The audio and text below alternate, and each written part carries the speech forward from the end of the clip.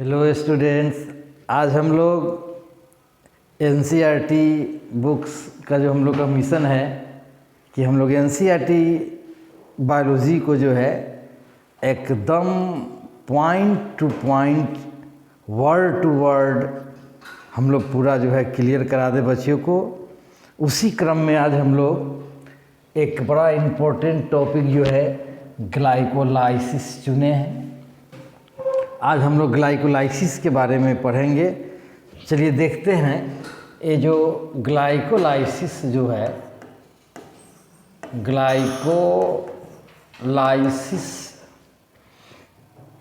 Glycolysis जो है दो ग्रीक वर्ड्स, यूनानी शब्द, दो यूनानी शब्द से लिया गया है। ये ग्लाइकोलाइसिस जो है दो यूनानी शब्द से लिया गया है। ग्लाइकोस प्लस लाइसिस, ये दो ग्रीक वर्ड्स है, ग्लाइकोस और लाइसिस। यहाँ ग्लाइकोस का मीनिंग ग्लूकोज कार्बोहाइड्रेट शुगर से है, और लाइसिस का मतलब होता है ब्रेकडाउन। लाइसिस का मतलब होता है ब्रेकडाउन, टूटना या फिर स्प्लिटिंग।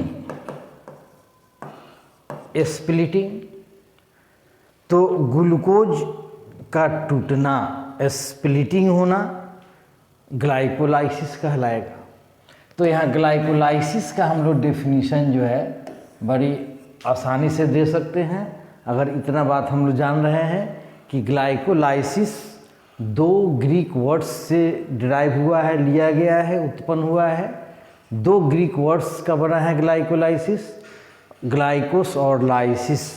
ग्लाइकोस मीन्स ग्लूकोज से है, ग्लूकोज एक प्रकार का शुगर है, कार्बोहाइड्रेट है। और लाइसिस मीन्स ब्रेकडाउन होता है, स्प्लिटिंग होता है, टूटना होता है। तो यहाँ पर मीनिंग क्या हो गया? Breakdown of glucose.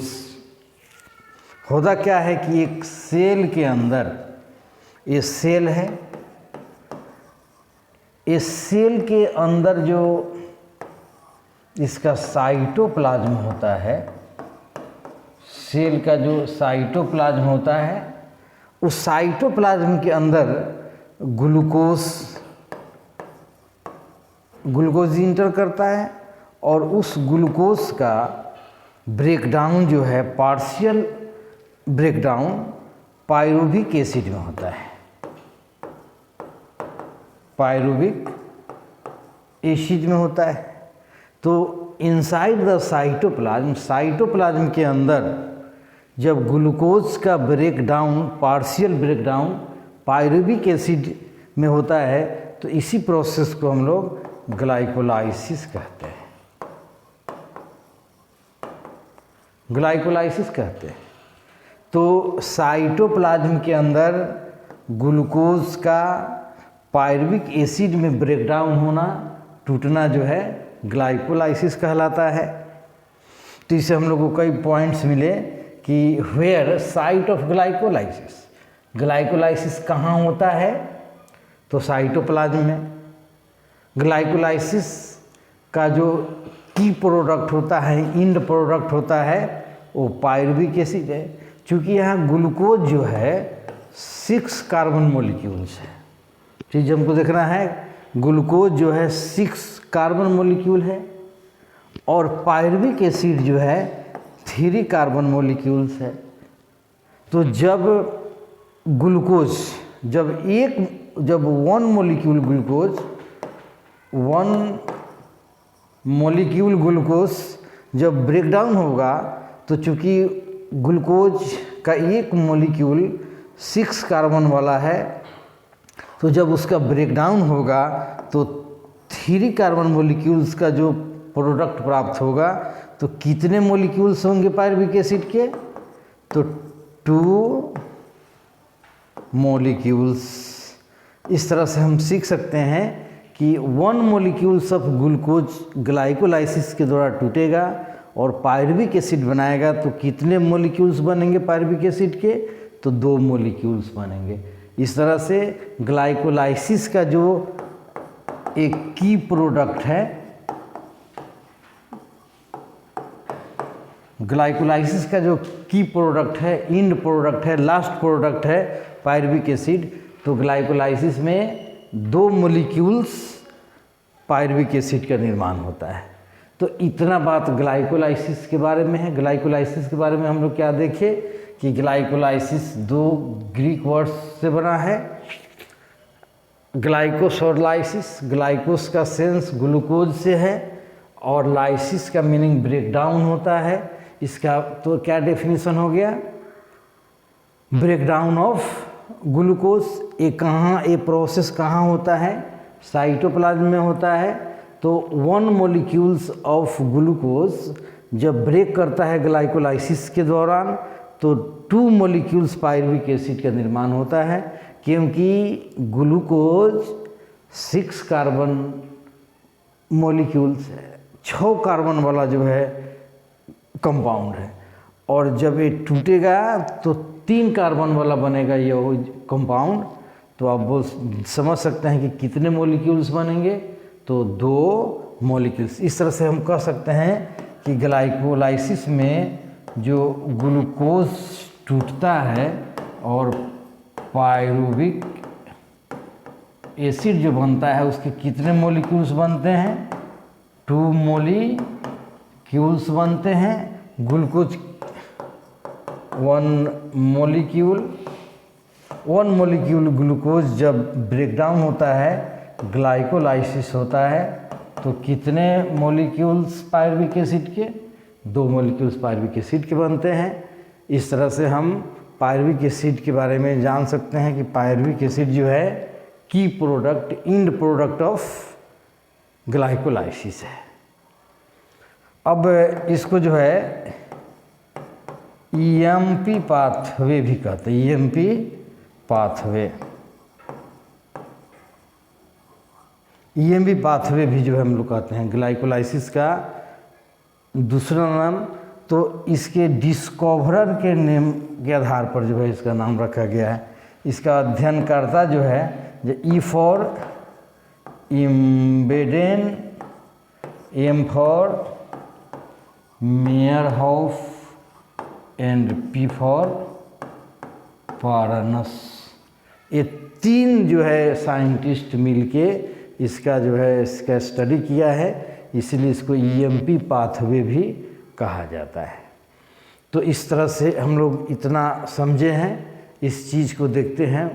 बुक्स में जो है कहता है कि term glycolysis originated from the Greek word. Glycolysis शब्द जो है ग्रीक वर्ड से उत्पन्न हुआ है, ओरिजिनेट हुआ है। ग्लाइकोस और लाइसिस। ग्लाइकोस का मतलब यहाँ पर शुगर से है, ग्लूकोज से है, और लाइसिस का मतलब यहाँ पर स्प्लिटिंग होता है। स्प्लिटिंग मतलब टूटना। तो यहाँ ग्लाइकोलाइसिस शब्द जो है ग्रीक वर्ड से लिया गया है, ग्लाइको और लाइसिस। लाइसिस मीन्स स्प्लिटिंग होता है। The scheme of glycolysis was given by Gustav Imbeden और ऑटो मेयरहोफ एंड जे पारानस। ये 3 जो साइंटिस्ट है ये मिलकर इसके जो स्कीम का, ग्लाइकोलाइसिस के स्कीम का जो है अपना स्टडी किया है। इसीलिए जो है इसको जो है often referred to as the EMP pathway. क्या बोलते हैं इसको? ईएमपी पाथवे बोलते हैं। EMP pathway. तो ग्लाइकोलाइसिस के लिए हम लोग ईएमपी पाथवे भी बोलते हैं। क्यों बोलते हैं? यहाँ ई फॉर इम्बेडेन, एम फॉर मेयरहोफ और पी फॉर पारानस यहाँ दिया है। तीनों वैज्ञानिक मिलकर इस ग्लाइकोलाइसिस का जो है, इसकी ग्लाइकोलाइसिस के स्कीम को जो है दिया है। इसीलिए इसको ईएमपी पाथवे, तो ग्लाइकोलाइसिस का जो है दूसरा नाम क्या हो गया, EMP pathway. EMP pathway glycolysis का दूसरा नाम। क्यों ईएमपी पाथवे बोलते हैं, तो इसमें जो साइंटिस्ट इन्वॉल्व्ड है इस स्कीम को, जो ग्लाइकोलाइसिस के प्रोसेस का जो स्टडी किया है, ये तीनों के नाम पर इसका नाम जो है रखा गया है। कहता है कि इन anaerobic organism it is the only process in respiration.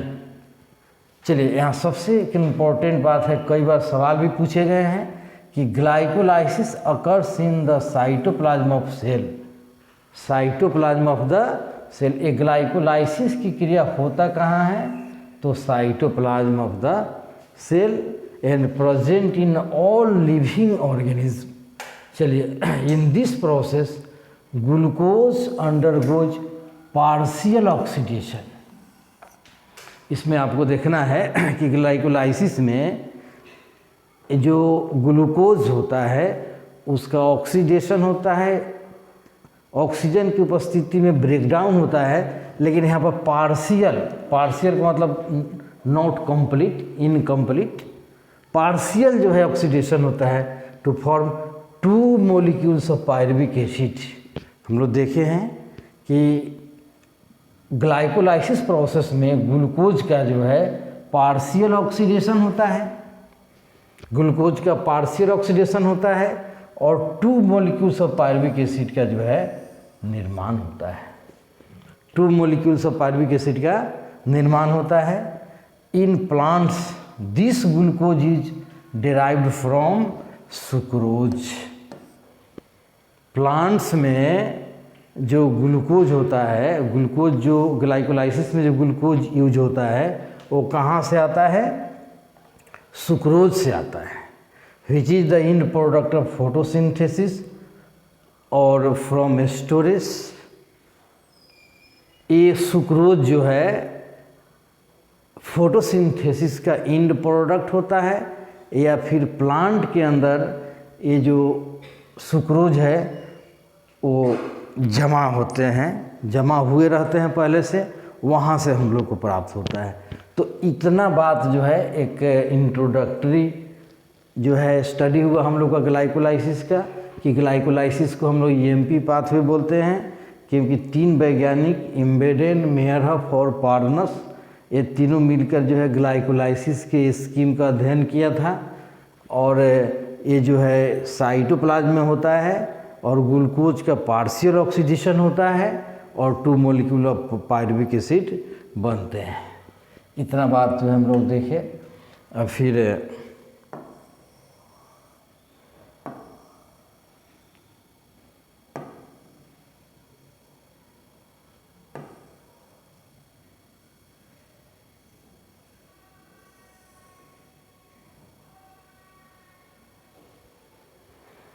चलिए इस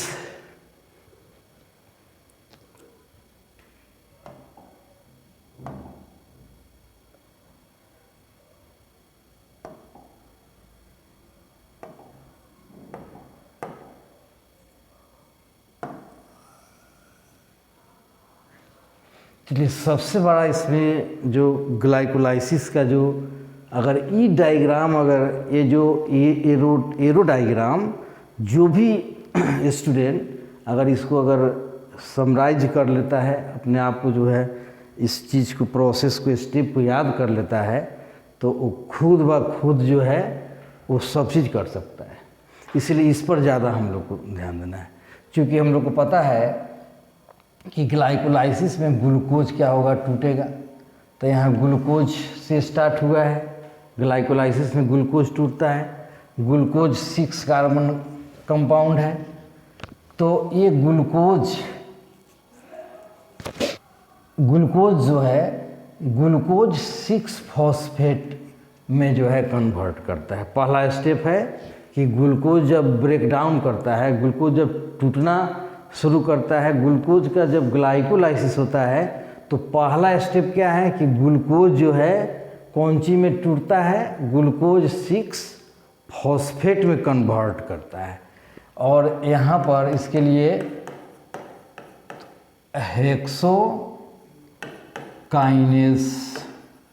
हेक्सोकाइनेज नाम का एंजाइम जो है इस ग्लूकोज को ग्लूकोज 6 फॉस्फेट में कन्वर्ट करता है।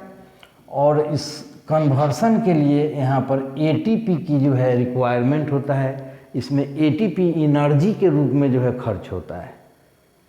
इस बड़ा इम्पोर्टेंट स्टेप है। यहाँ पर एटीपी जो है अपना एक फॉस्फेट जो है, यहाँ पर आपको देखना चाहिए ग्लूकोज है, तो ग्लूकोज 6 फॉस्फेट, माने ग्लूकोज के छठे कार्बन पर फॉस्फेट एक जुड़ेगा। पहला ग्लूकोज है, ग्लूकोज के छठे नंबर पोजीशन पर एक फॉस्फेट जुड़ेगा। तो ये फॉस्फेट हम लोग को आएगा कहाँ से? तो ये फॉस्फेट जो है एटीपी से जो है प्राप्त होगा ऊर्जा के रूप में। यहाँ फॉस्फेट बॉन्ड टूटेगा, एनर्जी मिलेगा और वो एटीपी का एक फॉस्फेट जो है इस ग्लूकोज के साथ जुड़ जाएगा और ये ग्लूकोज 6 फॉस्फेट में कन्वर्ट कर जाएगा। ये पहला स्टेप है, इसको याद रखना है। तो यहाँ पर एटीपी खर्च हुआ, ग्लूकोज से ग्लूकोज 6 फॉस्फेट, ग्लूकोज से ग्लूकोज 6 फॉस्फेट में कन्वर्सन के वक्त यहाँ पर एक एटीपी का जो है यूज हुआ है, एक एटीपी का खर्च हुआ है। अब एटीपी अपना फॉस्फेट जो है ग्लूकोज को दे देगा और ये एडीपी एडिनोसिन डाइफॉस्फेट में कन्वर्ट कर जाएगा। तो ये पहला स्टेप हुआ। अब ग्लूकोज 6 फॉस्फेट, तो यहाँ पर फॉस्फोराइलेशन हुआ।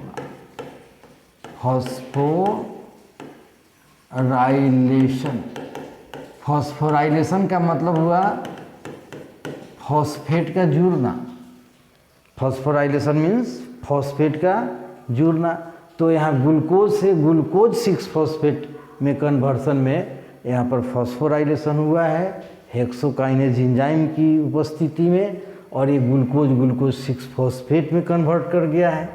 फिर अगला स्टेप है कि ग्लूकोज 6 फॉस्फेट फ्रुक्टोज 6 फॉस्फेट में कन्वर्ट करता है, फ्रुक्टोज 6 फॉस्फेट। अब यहाँ ग्लूकोज जो है फ्रुक्टोज में चेंज कर जाएगा। तो पहला कन्वर्सन ग्लूकोज का ग्लूकोज 6 फॉस्फेट में कन्वर्ट किया, फिर ग्लूकोज 6 फॉस्फेट फ्रुक्टोज 6 फॉस्फेट में जो है कन्वर्ट किया है। यहाँ पर जो है आइसोमेराइजेशन हुआ है, आइसोमेराइजेशन की क्रिया हुआ है। मतलब आइसोमेराइजेशन का मतलब क्या हो गया कि एक ग्लूकोज और फ्रुक्टोज एक दूसरे के आइसोमर हैं। ग्लूकोज और फ्रुक्टोज एक दूसरे के आइसोमर्स हैं और एक ग्लूकोज जो है अपने आइसोमर में चेंज किया है, इसीलिए यहाँ पर आइसोमेराइजेशन हुआ है। और यहाँ पर आइसोमेरेज एंजाइम जो है हेक्सोकाइनेज आइसोमेरेज एंजाइम जो है यहाँ पर भाग लेगा और ये ग्लूकोज 6 फॉस्फेट फ्रुक्टोज 6 फॉस्फेट में चेंज कर जाएगा। अब ये फ्रुक्टोज 6 फॉस्फेट फ्रुक्टोज 1,6 बाइफॉस्फेट में कन्वर्ट करेगा। क्योंकि देखिए यहाँ पर पहले से जो है फ्रुक्टोज 6 फॉस्फेट है, पहले से फ्रुक्टोज 6 फॉस्फेट है। अब यहाँ पर एक एटीपी और खर्च हो रहा है। इस प्रोसेस में फ्रुक्टोज 6 फॉस्फेट को फ्रुक्टोज 1,6 फॉस्फेट में कन्वर्ट करने के क्रम में एक एटीपी यहाँ और खर्च हुआ। एक एटीपी अपना फॉस्फेट जो है पी जो है यहाँ पर देगा और एडीपी में कन्वर्ट कर जाएगा एटीपी, और यह फॉस्फेट अब इस फ्रुक्टोज के 1वां नंबर कार्बन के साथ क्या हो जाएगा, अटैच हो जाएगा। तो पहले से इस फ्रुक्टोज के 6ठा नंबर कार्बन पर फॉस्फेट था ही, अब यहाँ से एक और फॉस्फेट जो है 1वां नंबर कार्बन पर जुट जाएगा, इसीलिए अब इसका नाम हो जाएगा फ्रुक्टोज 1,6 बाई, मैंने चूँकि 2 फॉस्फेट जुड़ा है इसीलिए बाई, फ्रुक्टोज 1,6 बाई फॉस्फेट में कन्वर्ट करेगा।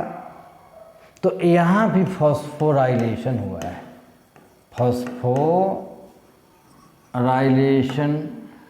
देखिए अब तक जो है, अब तक ग्लाइकोलाइसिस में 2 बार फॉस्फोराइलेशन हुआ है, मतलब एटीपी अपना फॉस्फेट दिया है और वो जो है अपना पोजीशन किया है। तो फॉस्फोराइल ये सब सवाल ऑब्जेक्टिव में पूछते रहता है, इसलिए पूरा एक एक स्टेप को देखना है। तो अब तक हम लोग क्या सीखे, ग्लूकोज 6 फॉस्फेट में कन्वर्ट किया, ग्लूकोज 6 फॉस्फेट फ्रुक्टोज 6 फॉस्फेट में, अब फ्रुक्टोज 6 फॉस्फेट फ्रुक्टोज 1,6 बाईफॉस्फेट में कन्वर्ट किया। अब यहाँ से फ्रुक्टोज 1,6 बाईफॉस्फेट अब जो है यहाँ पर स्प्लिट करेगा ट्राइओज फॉस्फेट ग्लाइसेरल्डिहाइड 3 फॉस्फेट। क्या है, ग्लाइसेरल्डिहाइड 3 फॉस्फेट। इसको हम लोग 3PGAL शॉर्ट में हम लोग लिख सकते हैं।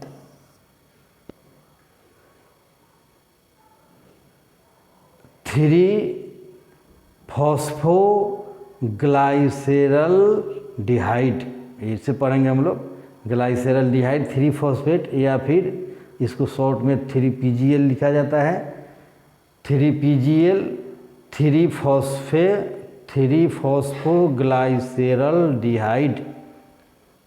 चलिए, और फिर triose phosphate dihydroxy acetone phosphate, dihydroxy DHAP, short में DHAP, मतलब डाई हाइड्रोक्सी एसीटोन फॉस्फेट। मतलब चूँकि फ्रुक्टोज 1,6 बाईफॉस्फेट ये 6 कार्बन वाला है, 6 कार्बन वाला जो मतलब कंपाउंड है, तो ये 6 कार्बन वाला कंपाउंड जो है अब ये स्प्लिट करेगा तो 3-3 कार्बन वाला जो है 2 कंपाउंड में जो है ये कन्वर्ट करेगा, टूटेगा। तो पहला जो है अपना 2 कंपाउंड, इसलिए ट्राइओज फॉस्फेट नाम दिया गया है, मैंने 3 कार्बन वाला कार्बोहाइड्रेट। तो एक है 3PGL और दूसरा का जो है DHAP है। DHAP का पूरा नाम लिखा हुआ है डाईहाइड्रोक्सी एसीटोन फॉस्फेट, जो 3 कार्बन वाला है, और यहाँ पर 3-फॉस्फोग्लाइसेरल्डिहाइड। अब यहाँ से आगे जो है अब 3PGL से जो है यहाँ पर हाइड्रोजिनेशन होगा।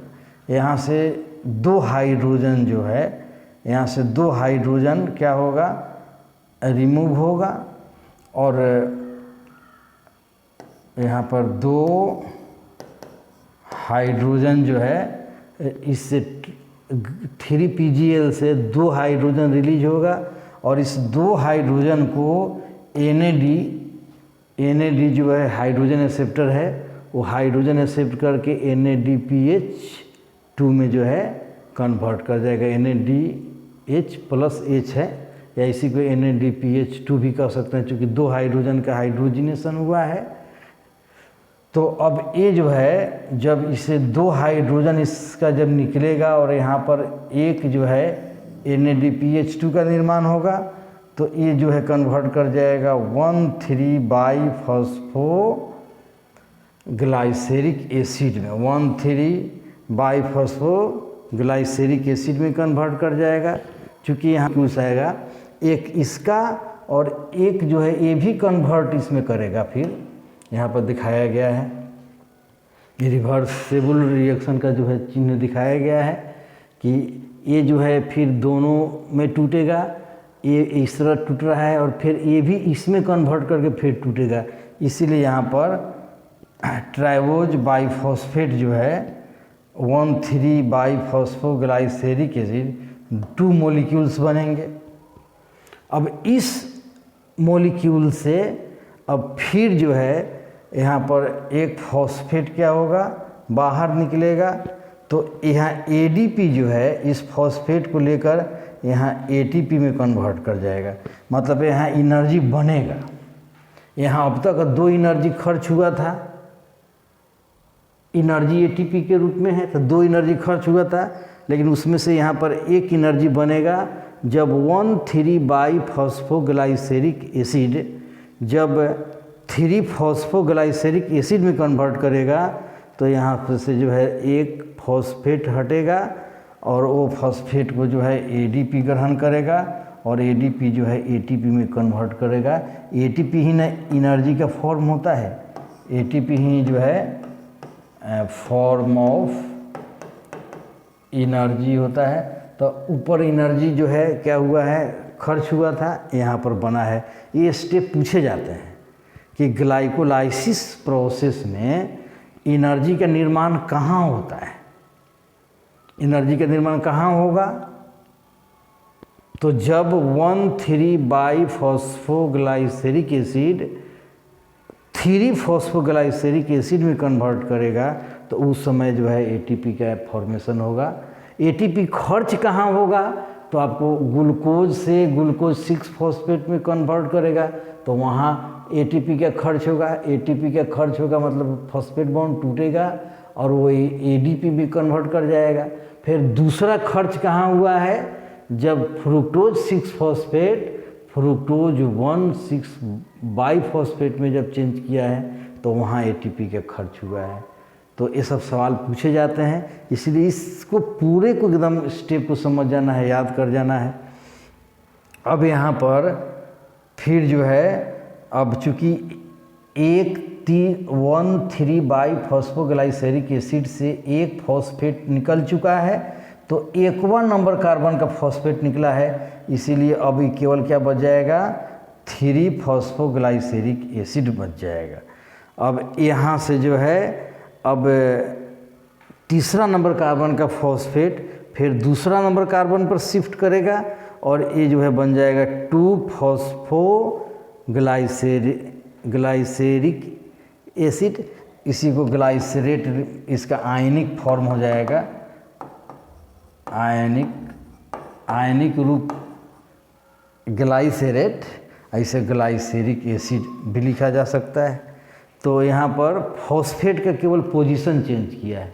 इसी चीज़ को मन में बैठा लेना है कि कहाँ फॉस्फेट जुट रहा है और कहाँ से फॉस्फेट हट रहा है और कहाँ पोजीशन चेंज कर रहा है। क्योंकि यहाँ हम देखेंगे कि 3-फॉस्फोग्लाइसेरिक एसिड, यहाँ देखिए समझिए 3-फॉस्फोग्लाइसेरिक एसिड का मतलब क्या है कि ग्लाइसेरिक एसिड के तीसरे नंबर कार्बन पर फॉस्फेट बैठा हुआ है, फॉस्फेट ग्रुप जुड़ा हुआ है, तो उसका नाम हो गया 3-फॉस्फोग्लाइसेरिक एसिड। लेकिन अब वो जो अगला स्टेप उसका जो कन्वर्सन हुआ है वो क्या हुआ है, 2-फॉस्फोग्लाइसेरिक एसिड ग्लाइसरेट। तो इसका मतलब क्या हुआ है कि यहाँ पर तीसरा नंबर का जो फॉस्फेट ग्रुप है वो शिफ्ट कहाँ कर गया है, दूसरा नंबर पर। तो सेम वही तो है, खाली पोजीशन बदला। यहाँ पर 1,3-बाईफॉस्फोग्लाइसेरिक एसिड से एक फॉस्फेट हटेगा तो कहाँ से फॉस्फेट हट रहा है, क्योंकि अगला 3-फॉस्फोग्लाइसेरिक एसिड बन रहा है, मतलब कहाँ का फॉस्फेट हटा है, 1वां नंबर कार्बन का फॉस्फेट हटा है, इसीलिए 3-फॉस्फोग्लाइसेरिक एसिड हो जाएगा। यहाँ पर जो है जो बना है ग्लाइसेरल्डिहाइड 3-फॉस्फेट, माने ग्लाइसेरल्डिहाइड के तीसरा नंबर कार्बन पर फॉस्फेट बैठा हुआ है। यहाँ पर एक और फॉस्फेट बैठ गया कॉमन नंबर कार्बन पर, तो तीसरा पर तो है ही पहला नंबर कार्बन पर, तो अभी नाम हो गया 1,3-बाईफॉस्फोग्लाइसेरिक एसिड। फिर आगे चल के एक फॉस्फेट हटा तो 1वां नंबर पर हटा था 3-फॉस्फोग्लाइसेरिक। यही बात स्टेप याद रखना है। अब फॉस्फोग्लाइसेरिक एसिड 2-फॉस्फोग्लाइसेरिक एसिड या ग्लाइसरेट बना, ये दिया है कि ये 2 मॉलिक्यूल्स बनेंगे। अब यहाँ से जो है 2-फॉस्फोग्लाइसेरिक एसिड या ग्लाइसरेट से जो है यहाँ पर वाटर मॉलिक्यूल्स का क्या होगा, रिलीज होगा।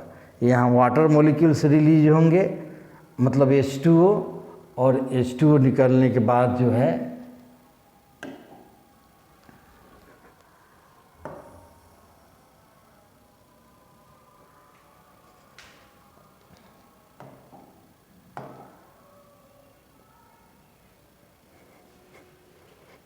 यहाँ 2-फॉस्फोग्लाइसेरेट या ग्लाइसेरिक एसिड से यहाँ पर जो है जल निकला है, मतलब डिहाइड्रेशन हुआ है।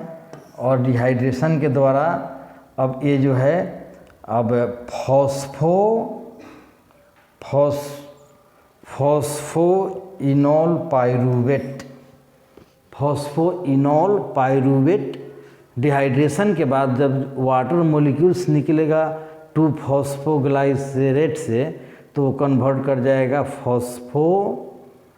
फॉस्फोइनोल पाइरूवेट या पाइरूविक एसिड। ये पाइरूवेट जो है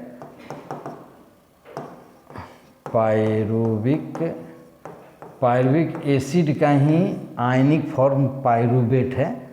अब यहाँ पर फिर जो है यहाँ पर क्या होगा, ये जो है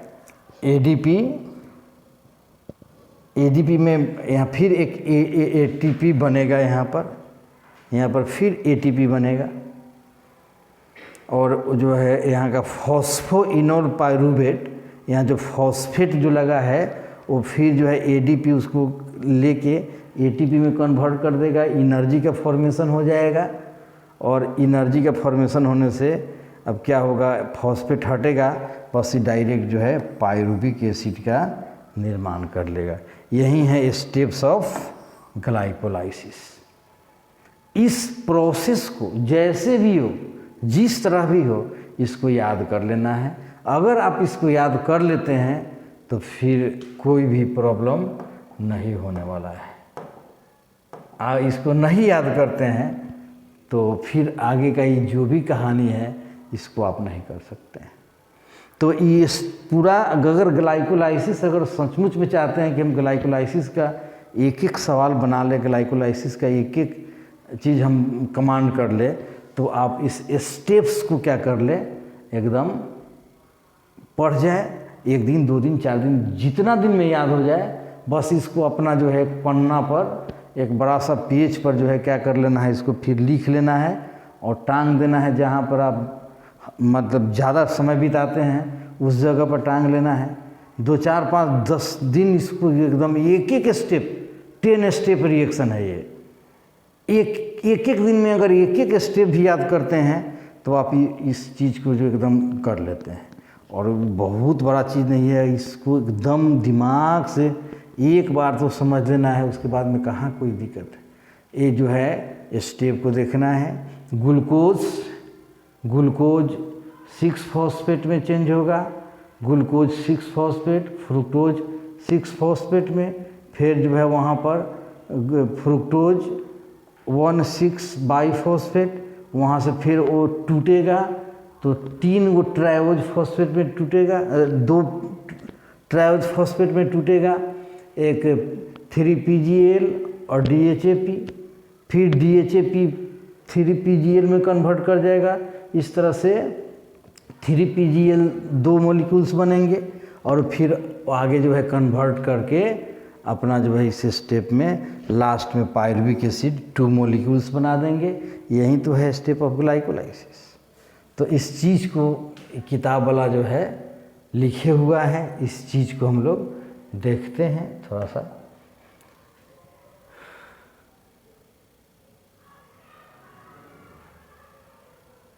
यही से ना है,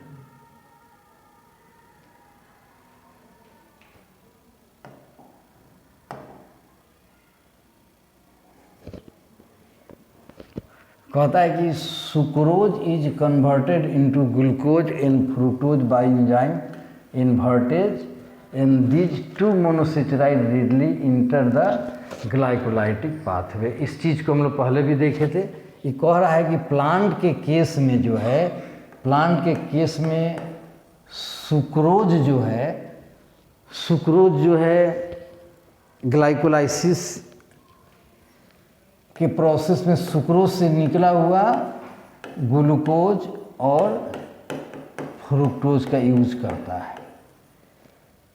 और इसको जो है कन्वर्ट करने के लिए इन्वर्टेज एंजाइम जो है, तो सुक्रोज जो है प्लांट के केस में, स्पेशली प्लांट के केस में सुक्रोज जो है इन्वर्टेज ग्लूकोज और फ्रुक्टोज में चेंज करता है, और यही ग्लूकोज और फ्रुक्टोज जो है ग्लाइकोलाइटिक पाथवे में क्या करता है, प्रवेश करता है, यहाँ से जो है प्रवेश करता है। चूँकि यहाँ प्लांट में यही सुक्रोज के रूप में ही जो है शुगर रहता है, उसको इन्वर्टेज नाम का एंजाइम ग्लूकोज और फ्रुक्टोज में चेंज करता है, और वो आगे फिर ग्लाइकोलाइसिस का प्रोसेस करता है। यही कह रहा है point, glucose and fructose are phosphorylated to give rise to glucose 6 phosphate by activity of enzyme hexokinase. यहाँ पर हम लोग देखे थे हेक्सोकाइनेज एंजाइम। चलिए आगे यहाँ से देखते हैं।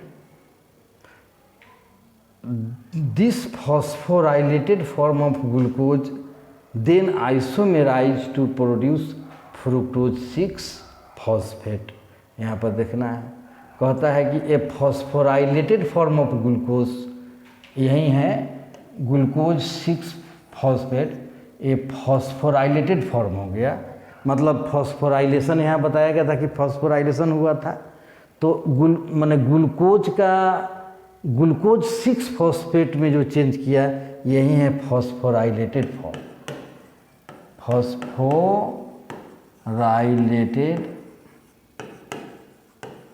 फॉस्फोराइलेटेड फॉर्म ऑफ ग्लूकोज माने उसके साथ फॉस्फेट जुड़ा है। Then isomerises to produce fructose 6 phosphate. अब यहीं पर आइसोमेराइजेज इसका होता है, मतलब ग्लूकोज जो है फ्रुक्टोज में चेंज करेगा। यहाँ पर जो है आइसोमेरिक फॉर्म हुआ। ग्लूकोज और फ्रुक्टोज जो है क्या है, एक दूसरे का आइसोमर है। Subsequent step of metabolism glucose and fructose are same. अब कहता है कि ग्लूकोज और फ्रुक्टोज का जो आगे वाला स्टेप है वो दोनों में सेम आएगा। The various steps of glycolysis are depicted in figure 14.1 में जो बताया है। In glycolysis a chain of 10 reactions यहाँ पर दिखाया है। ग्लाइकोलाइसिस जो है ए चेन ऑफ 10 रिएक्शंस का है, under the control of different enzyme के द्वारा जो है ये 10 स्टेप्स में होता है। इस सब चीज़ को पढ़ने की कोई ज़रूरत नहीं है, इस पूरे स्टेप्स को एकदम समझ जाना है, याद कर लेना है, पूरा ग्लाइकोलाइसिस आपका हो जाएगा। While studying the step of glycolysis, please note the step at which utilization or synthesis of ATP or in this case NADH takes place। इस सवाल जो कह रहा है कि माने ग्लाइकोलाइसिस का जो स्टेप है उसके स्टडी करने के क्रम में आपको क्या करना है कि ऑब्जर्व करना है कि कहाँ कहाँ ATP बन रहा है, कहाँ कहाँ NADPH2 बन रहा है, इसको देखना है। तो उस चीज़ को कह रहा है कि ATP is utilised in 2 step, एकदम निश्चित। ATP का यूटिलाइजेशन 2 स्टेप में होता है। First in the conversion of, first देखिए पहला यूटिलाइजेशन ATP का, ATP जो है एडिनोसिन ट्राइफॉस्फेट, ये फॉर्म ऑफ एनर्जी है। सेल के अंदर जो एनर्जी का जो फॉर्म है वो ATP है। तो देखना है कि ATP कहाँ कहाँ बन रहा है। तो कहता है कि first in the conversion of glucose into glucose 6 phosphate. देखिए यहाँ पर ग्लूकोज का ग्लूकोज 6 फॉस्फेट में कन्वर्ट होने के क्रम में यहाँ पर ATP जो यूटिलाइज हुआ है। तो पहला ATP का यूटिलाइजेशन कहाँ हुआ, ग्लूकोज का ग्लूकोज 6 फॉस्फेट में कन्वर्ट होने के समय ATP का यूटिलाइजेशन हुआ, ATP का खर्च हुआ है। And second in the conversion of fructose 6 phosphate to fructose 1,6 biphosphate. दूसरा कन्वर्सन क्या है, जब फ्रुक्टोज, देखिए यहाँ पर फ्रुक्टोज 6 फॉस्फेट जब फ्रुक्टोज 1,6 बाइफॉस्फेट में कन्वर्ट किया है तो वहाँ पर एटीपी का क्या हुआ है, यूटिलाइजेशन हुआ है। तो ये दोनों स्टेप को तो एकदम रट ही जाना है कि कहाँ कहाँ जो है एटीपी का यूटिलाइजेशन हुआ है। तो ग्लूकोज जब ग्लूकोज 6 फॉस्फेट में कन्वर्ट किया है, और फिर यहाँ देखना है कि फ्रुक्टोज 6 फॉस्फेट जब फ्रुक्टोज 1,6 बाइफॉस्फेट में कन्वर्ट किया है, बदला है, तो यहाँ पर दो जगह पर जो है, दो स्टेप में यूटिलाइजेशन हुआ है एटीपी का।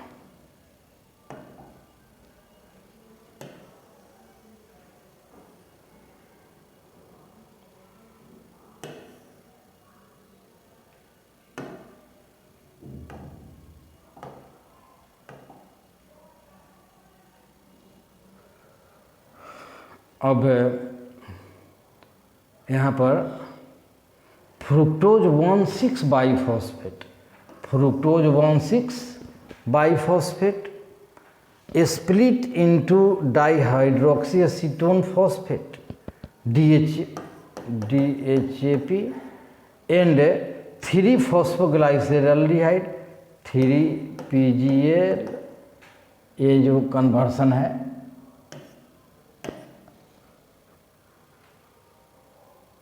we find that there is one step where NADH plus H is formed from NAD. This is when 3-phosphoglyceraldehyde PGL is converted to 1,3-biphosphogyceraldehyde BPGA। कहता है, देखिए यहाँ पर जब ग्लाइसरल्डिहाइड 3 फॉस्फेट वही 3PGAL जब कन्वर्ट किया है 1,3-बाइफॉस्फोग्लाइसेरिक एसिड में, तो वहाँ पर जो है NADPH प्लस H का जो है यहाँ पर निर्माण हुआ है। इस चीज़ को यहाँ पर जो है लिखा गया है, इसको देखना है। 2 redox equivalents are removed in form of 2 hydrogen atom from PGAL and transferred to a molecule of NAD. PGAL is oxidized and with inorganic phosphate to get converted into PGA biphosphoglyceraldehyde. The conversion of BPGA to 3-phosphoglyceric acid is also an energy yielding process। यहाँ पर एक बड़ा important है, ये सवाल आपको पूछा हुआ है। कहता है कि यहाँ पर conversion of biphosphoglyceric acid to three phosphoglyceric acid, ये एनर्जी यील्डिंग जो है स्टेप है। जब 1,3-बाइफॉस्फोग्लाइसेरिक एसिड 3-फॉस्फोग्लाइसेरिक एसिड में कन्वर्ट करता है, तो यहाँ पर एनर्जी का क्या होता है, एनर्जी यील्डिंग होता है। मतलब यहाँ पर ऊर्जा का निर्माण होता है, ऊर्जा का जो है निर्माण होता है। This energy is trapped by the formation of ATP। Another ATP is synthesised during the conversion of PEP to pyruvic acid. और दूसरा ATP यील्डिंग जो है कहाँ होता है, जब फॉस्फोइनोल पायरुवेट पायरुविक एसिड में कन्वर्ट करता है, तो यहाँ भी एनर्जी का यील्डिंग होता है। यील्डिंग माने उपजना, बनना, यहाँ एनर्जी का। तो आपको खाली देखना है कि कहाँ कहाँ एनर्जी यील्डिंग हो रहा है और कहाँ कहाँ पर एनर्जी जो है यूटिलाइज हो रहा है। इस चीज़ को देखना है, समझना है। इस तरह से जो है another ATP is synthesized during conversion of PEP to pyruvic acid। तो can you then calculate how many ATP molecule are directly synthesise in this pathway from one glucose molecule? Pyruvic acid is then key product of glycolysis. What is the metabolic fate of pyruvate? This depends on the cellular need. यहाँ थोड़ा सा हम लोग देखेंगे.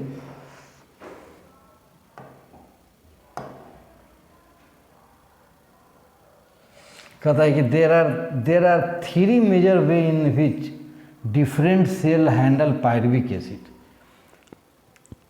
Glycolysis process में जो pyruvic acid बनता है उसका कहता है कि 3 मेजर वे है. 3 मेजर वे है. ग्लाइकोलाइसिस के द्वारा जो पायरुविक एसिड बनता है उसके 3 मेजर वे है. जो सेल्स जैसा सेल होता है वैसा अपना करता है. कहता है कि lactic acid fermentation, alcoholic fermentation and aerobic respiration.